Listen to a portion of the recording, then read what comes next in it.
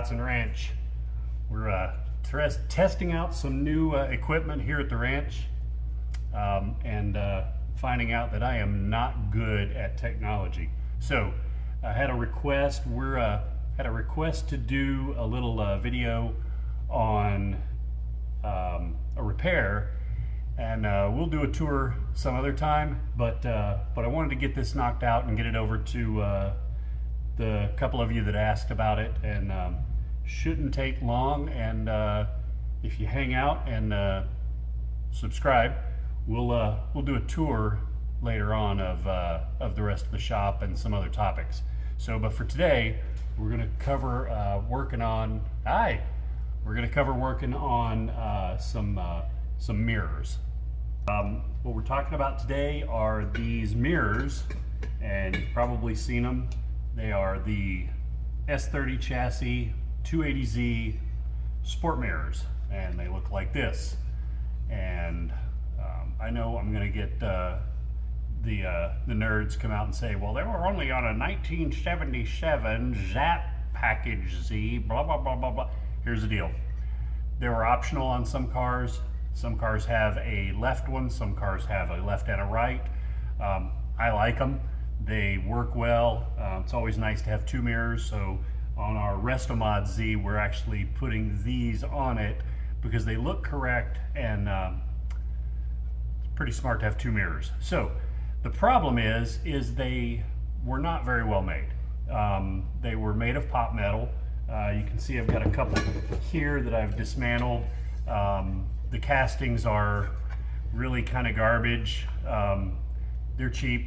They're not well put together. And most of the time, they do this. So you can see I've got this one taken apart. And what we're going to go over today is how to make sure they don't do that, and found a little trick to that. We're going to be working with one that is already assembled. As you can see, these two that I have here that are disassembled,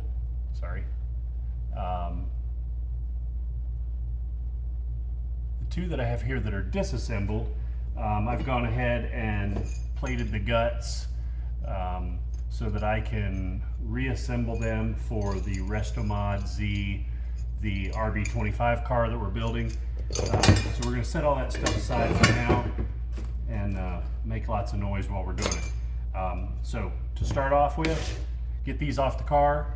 There's two bolts, 1, 2. You're going to pull your door panel because you're going to have to get inside there. There's a plate on the inside of the door steel that those attach to. But if they're flopping all over like my friend up in Las Vegas, you're going to have to take it apart anyway. So get cracking. On the underside, there are 2 Phillips head screws. So go ahead and whip those out real quick. You may find, depending on where you're at in the country, that they are rusted. You can take them out by any means necessary because they are relatively easy to replace. I don't mess around with busted up hardware around here. We replace it, and so just in case you needed to know, those screws are an M4 0.7, I believe. Is that right?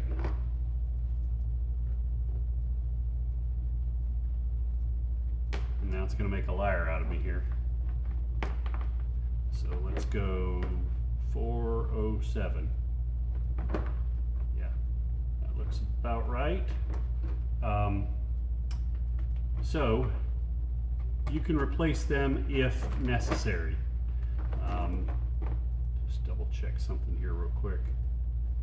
All right, yeah, never mind. I screwed that up. They are a 832. That would have been fun, right?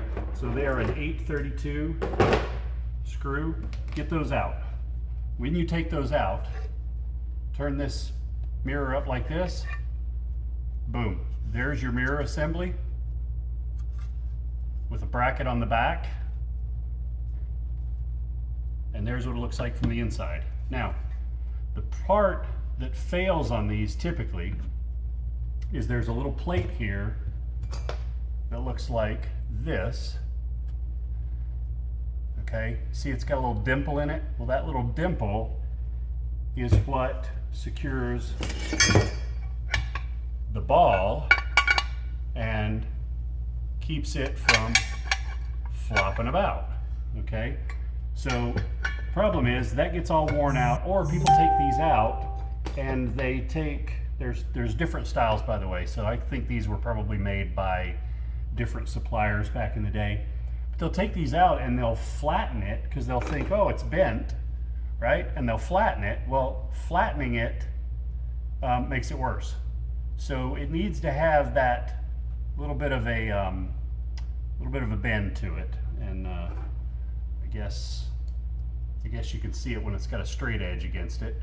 But at any rate, it needs to have that little bit of bend in it. So once you've taken that part apart, then go inside here and same thing. You're going to take out the 2 screws that hold that plate and the plate that secures the ball. Okay, so pop that plate out.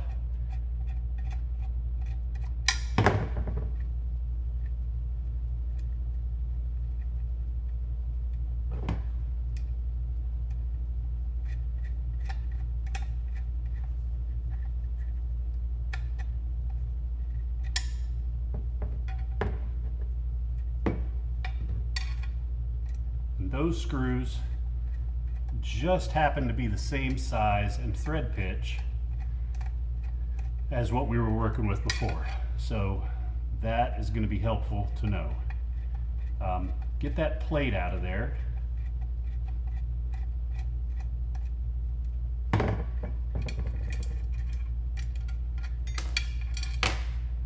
And now this one will go back to being floppy, useless like the other ones. So this one, this plate has not been plated, but you can see there's the little dimple that the ball rides in. So when you get this plate out, clean that up. You can polish it, do whatever, it doesn't really matter. Make sure it's got that little bit of a bend to it, okay? So, and you can judge for yourself how far it needs to be. Now here's the fix. So this was pretty simple and I just kind of stumbled upon it.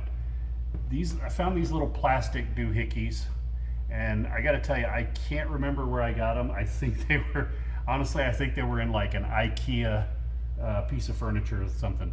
But what it is it's just nylon. It's just plastic, nylon, what have you. And it is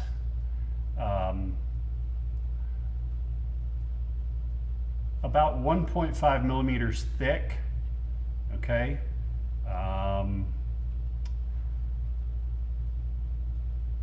30 millimeters wide, and this part really doesn't matter, but 20 millimeters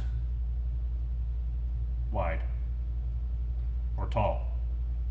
And there's a little hole in it. So conveniently, that little hole makes a real nice surface for that ball to ride upon. So what you're going to want to do is, if you don't have these little doohickeys laying around, it wouldn't be hard to go get some ABS and cut it with a bandsaw and then just bore your hole in the middle. The hole diameter is not super critical, I don't think, but to be honest with you, you don't want it to be bigger than the dimple. So you see the outside edge of the dimple, there should be a witness mark there.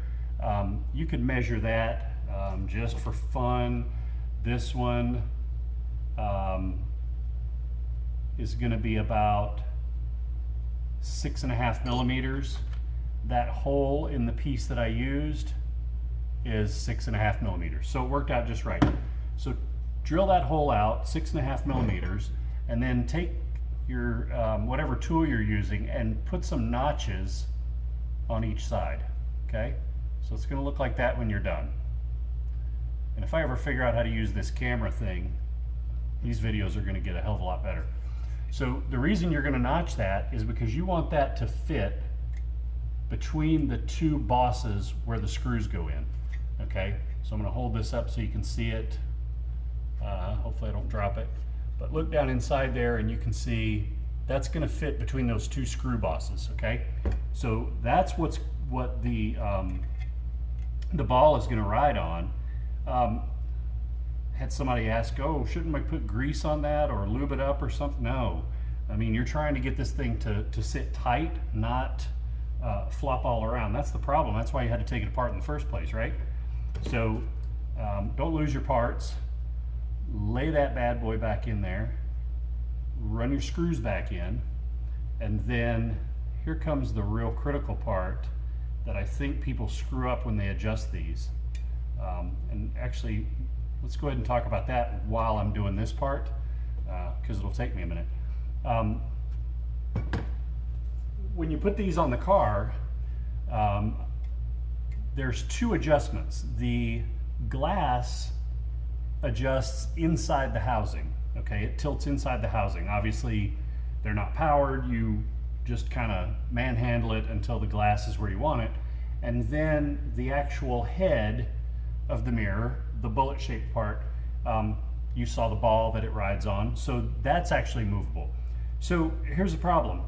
You're in a left-hand drive car, if you don't adjust the glass inside the housing, your left-hand mirror and your right-hand mirror are going to look very different. And it's funny, I saw a couple cars at a show not long ago that had these mirrors on them, and both of them had one mirror that sat really nice and pointed straight ahead, kind of flowed with the lines of the car, and the passenger side mirror was turned at a really awkward angle. It was almost touching the glass, as a matter of fact. So why is that? Well, because they didn't adjust the glass inside the housing. They just manhandled this part of the housing relative to the base, and frankly, it looks stupid. So I didn't tell them that, but you know, hopefully they'll see this video and they'll take their mirrors off and straighten them out, and guys like you and I won't make fun of them anymore. So go ahead and snug that piece down to secure the ball, and you don't need to go ham on it, but get it a pretty good snug fit. And now you can see that, now I'm not hugely strong obviously, but I can move it, but it's not going anywhere under normal driving conditions. So what you want to do now is you want to go ahead and set that on your car. As a matter of fact, set it up before you even finish it, okay? Before you even finish tightening it down. Get it where it looks right, okay? Relative to your driver's side mirror, okay? Because there's another adjustment that we can do. So granted, it's going to be a tiny bit off because I don't think the range of adjustment is sufficient, but it's not going to be, you know, sitting all cattywampus and looking silly like the ones that I saw at the show. So get that installed and figure out where it's going to sit on your car. Typically, because the door is tilted, and this one is a passenger side, it's going to sit kind of like so, okay? So you can see it's canted inwards. So once this is mounted on the door, that keeps this part level. And you can go crazy with getting it level relative to the ground or whatever. But for the purposes of this video, we're just gonna get it fairly close. So get it where you want it.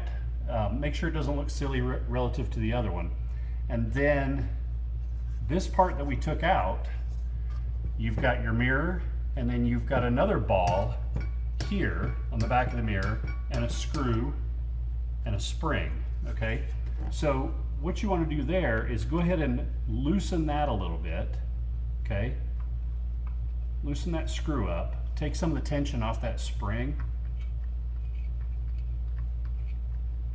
okay? And again, if yours is all botched up, just replace the hardware.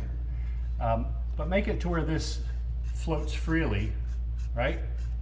Now, this is where it's going to be different between your passenger side and your driver's side, But you should do this process with both of them, because otherwise, again, your mirrors are going to look dorky on your car. Not as dorky as fender mirrors on a left-hand drive car, but we'll talk about those people later. So this is going to slide in, and on the inside of here, there's two ridges that this just simply slides onto. And as you can see, it went in there real nice. If you look at the underside, you'll see your screw holes line up. Okay, it just drops right in. But do you see how the mirror is tilted inside the housing? So I can take that, and once the screws are in, I can tilt it that way, I can tilt it this way, but you want to do your fine-tune adjustments here, or your gross adjustments here, and that way you don't have to wonk this thing all over the place to make it look right. Okay, so obviously your passenger side and driver side mirrors are going to be different, a different adjustment. You can see there I've got that one, you know, canted pretty far over. Maybe it goes this way, maybe whichever way, but that's how you're doing that. So once you get that pretty close to where you want it, slide that out again, snug up that spring, or the screw that holds the spring. It doesn't need to be crazy tight, but get it to where this doesn't move around of its own accord, okay?